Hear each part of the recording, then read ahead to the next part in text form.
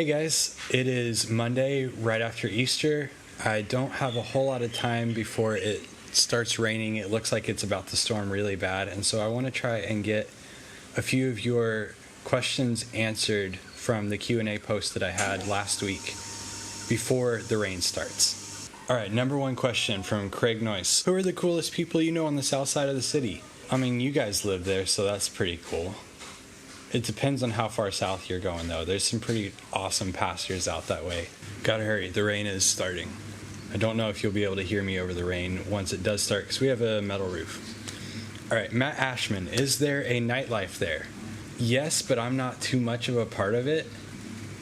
There are a few restaurants and places to go to hang out after dark. They're not necessarily the most reputable places. There are like nicer restaurants and nicer places that you can go. It's really perfectly safe to walk around and hang out during the daytime.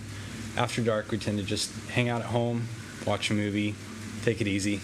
Second question, who are your closest friends there? I'd say it's a toss-up between some of the other expats that live here, other Americans, Canadians, Australians, and some of the Papua New Guineans that I work with. In particular, I think the workmen, the guys that I interact with on a daily basis when the office is open, are really good friends of mine. They'd do anything for me and have my back, and I feel the same way about them. We do a weekly Bible study together.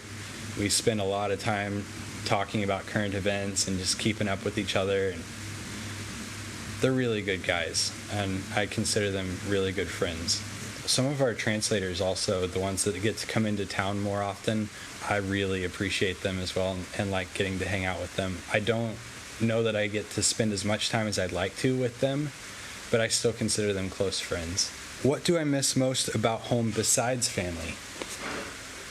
Whew, that's a good one. What do I miss most about home besides family? Probably hiking by myself. I really love hiking, and so I figured when we came to Papua New Guinea, the land of the unexpected, there would be tons and tons of hiking.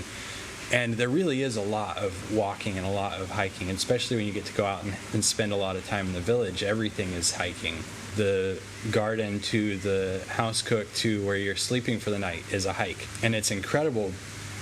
But I realized pretty quickly once we got here that the thing that I like most about hiking in America is the solitude. You go out to the woods to be alone, to breathe deeply, to pray, and to think. And here you go out to the woods to spend time with people.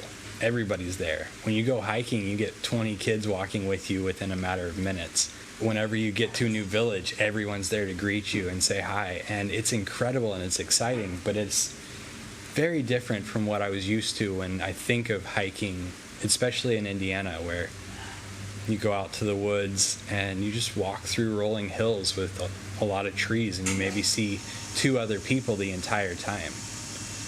In Papua New Guinea, you see everyone the entire time. And as an introvert who really likes people, it can be challenging sometimes because I want to get out and be in nature by myself.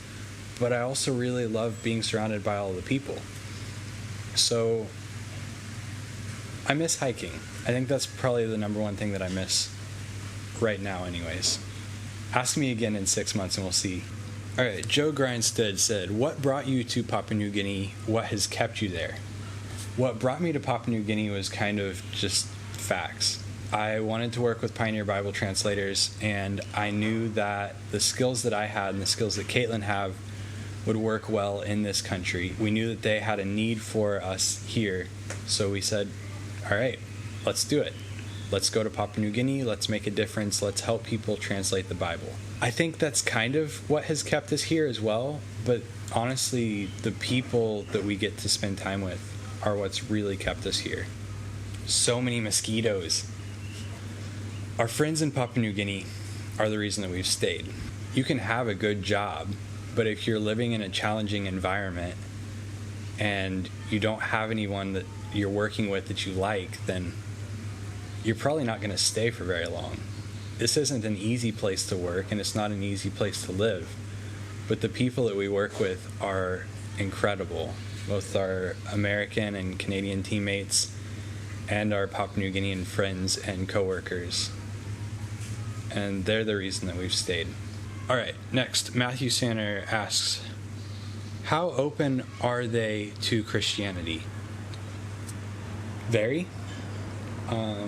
This is one of the few remaining places in the world that is in desperate need of Bible translation and mission work, but is also technically a Christian nation. They are very open to having the church here, and there are a lot of churches, especially in town here.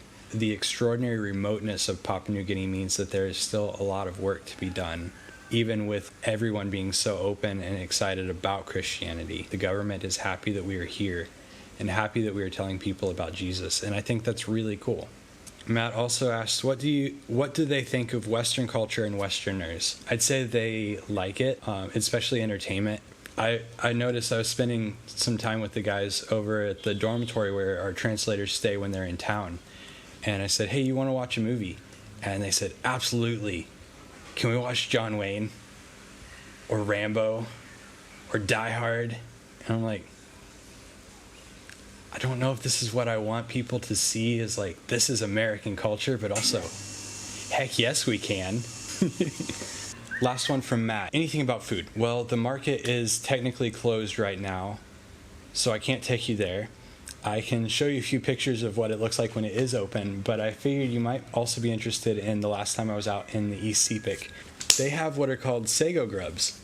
And it's kind of a delicacy. It's high in protein. It's really good for you. And I will never, ever, ever, ever eat them.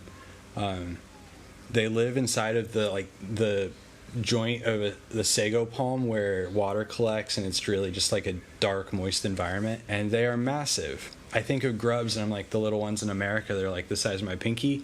These are not okay. These are like yay big with big eyeballs staring at you, and they'll either fry them up, which they really like, stick them on a skewer and eat them, or just eat them raw if they're out hanging out in the garden and they find one. And I've been told that they taste excellent, but I will never find out. No.